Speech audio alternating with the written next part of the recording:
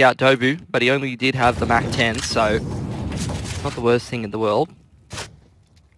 Urcast, bit of an adventurer, all the way through long. That's an AK as well, so I mean, you don't want to be losing weapons like that, as 9 has the bomb in hand, but he looks like he wants to fight it out. And finally, the Magnus has been called off a little bit slowly, can retrieve that AK-47. That's a bit of a maybe over-enthusiastic play coming out from Urcast. His spray was definitely enthusiastic. Not convect many of those bullets, and that's given an AK over to Slowly.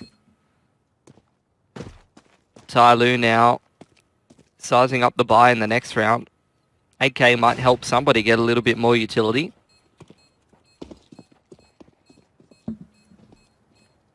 Tiger surviving with 3 players, but with only one of those AKs. A little bit more of an expensive round for them. I mean, it's been a couple of expensive rounds because the previous one, TYLOO, were able to take 4 guns away, so it's not as if there's a huge bank that's been saved up from Tiger. As for TYLOO, with that AK-47 in hand, it's actually going to help their economy quite a bit. Out comes the single AWP just for now. Yep. So TYLOO not going to go for the double AWP just yet.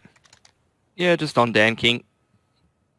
No AWP for Tiger here as 9 holds on to that scout. Still the Mac 10 for NCL. They're going to go for this long control. I was going to say, look at the head armor on some of these members as well. That might help out against the Mac 10. It is going to be a long brawl that's going to be breaking out, and some good flashbangs to allow Attacker as well as somebody into a prime position. But now the Molotovs as well as the utilities coming out. Attacker's forced out into the open, but there's just no trade potential for now. It's actually going to be, I think it is Cabal opening over on the B bomb site, so that's going to call for the rotation from Tiger. He's been looking pretty good in the early stages of this game here for Tiger. That's my big issue with Tiger a lot of the time, is the inconsistency of these individual players. And it's literally all of them. I've seen even Dobu be up and down, Urcast be up and down. Although Urcast has been much more up than down, which is probably why you're seeing Tiger in the grand final of this competition in the first place. I'd actually argue against that. Watching more games, Urcast has had a lot more downs than ups. He's not really the one that's been fragging so far this series, or throughout the entire road to Rio, should I say. It's really been Dobu that has not... He's just been consistent every single game. Okay. So, and who's been up there with him, or is it just sort of whoever's on that game in particular? In all honesty, it's been the Dobu and 9 show mainly for me. 9 has been really impressing me. From day one, I was like, this guy is a little bit shaky. But now it comes to B attack. Dobu is trying to create spacing, but the CT is not really there, or the T's not really there to get the entries working across. Attacker. Well, 9's going to have to step up here. He hasn't picked up the bomb. No. And I don't think somebody's going to let him. Oh, Dan King. All right, that's classic. Just runs in there with the USP, gets the job done. There's the first CT round for TYLOO. Tiger, their money is really not good after sustaining a lot of losses in the anti-eco and the anti-force. Will they buy here or take the singular save? It looks like it's going to be the buy out of Tiger. They've made their choice. They've made their decision. What are they going to do with this lackluster amount of utility? 9 doesn't even have body armor, I think, so he's just gone for the scout, a bit of utility instead of the armor. And Tiger, I mean, it's been a bit worrying, actually. Yes, they're up 3-1 right now, but really one of those rounds was just down to Cabal getting that clutch down. Well, the issue really here is that TYLOO, they've managed to smoke into long doors. Dan King's not got control or info over there, instead joining the rest of the team on this short stack. But Tiger doesn't have info or control at long, and they don't really have a good read as to what TYLOO's setup is on A. Going to be challenging Attacker and Dan King up here on short. As soon as this smoke does dissipate, you would imagine somebody come and joining the rest of the lads here on Catwalk. He's got the counter flash ready.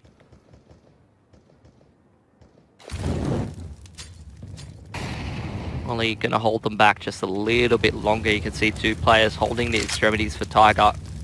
Cabal again applying pressure into the B side, but there's Dan King already. Yep, gets the open up, gets tagged for his troubles though, as 9 only had the scout. 40 seconds left. TYLOO still have control of short. Looks like Tiger still looking to contest it. That's a great flashbang coming forward, but Attacker can only spray down one. Dobo at least able to get the trade, but there's still the AWP on the angle. That's Dan King. But with 25 seconds left, Tiger needs to get a bit of a move on, and Dobu's been spotted out in the open. Here the drop as well, but that's going to be slowly cleaning up, and this is looking very messy so far coming out from Tiger as both members are separated out, and it's going to be Dan King out in the open that fights it and wins it for TYLOO. That's going to be a hard reset on Tiger. They're going to take the single save here, moving forward, and TYLOO starting to get rolling on CT now. Little bit of cash in the bank, but they'll look to build that up even further if they close this anti-eco nicely. And as we've been seeing pretty often in this competition, I feel like the unsung hero for TYLOO, even sitting on the bench for a little bit, Attacker, has been absolutely phenomenal. He's been looking pretty good, pretty much in the games that I've seen as well. I mean, Summer and Attacker have really been up there so far for me, so... Question for me, as always, is Dan King going to continue this form? Because I feel like as long as Dan King, Attacker, and Summer are firing, that's it. I think TYLOO, they'll be able to wipe the opposition.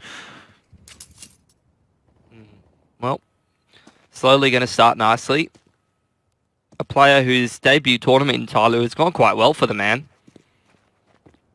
He was quite a good, consistent sort of anchor player on eHome, which is probably why he's slotted so well in TYLOO. I feel like you could throw this man onto any team. He's probably just going to play that anchor role pretty nicely. Try to lock down that bomb site. This round, Tiger just looking for picks all over different parts of the map. It's not really working out for them so far, as the pistols eventually do fall down without making a single impact in the CT economy. And that's going to be great for TYLOO's economy. And here's the scary part for me right now, right, is that TYLOO, they haven't even tried the double AWP setup yet. It's just the single AWP right now, and Dan King's firing on all cylinders.